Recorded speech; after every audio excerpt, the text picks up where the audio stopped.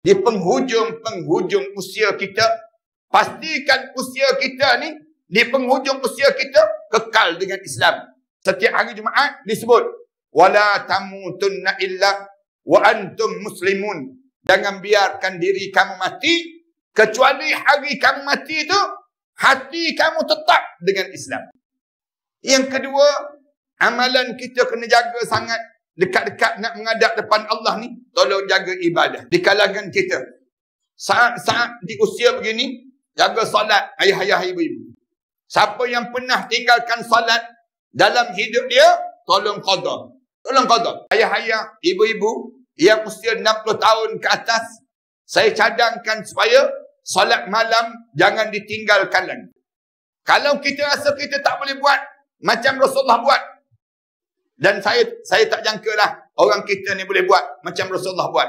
Orang kita ni, kalau lepas isyak dia tidur, dia bangun, dia solat 13 rakaat, dia tidur, dia tak bangun-bangun dah. Ni perangai orang kita. Payah nak bangun. Susah nak bangun. Pendekatan yang tiga, sebelum tidur malam, lepas sembahyang isyak, nak tidur malam tu, sembahyang tahajud terus. Sembahyang tahajud terus. Di antara wasiat Rasulullah sallallahu alaihi wasallam. Wasiat Rasulullah, an utira qabla an anam. Mesti witir sebelum daripada tidur. Belum tidur. Sebelum tidur tu kita dah sembahyang tahajud. Siap tahajud, witir. Witir di penghujung. Witir 1 rakaat. Jaga solat. Solat, tanda kita jaga solat.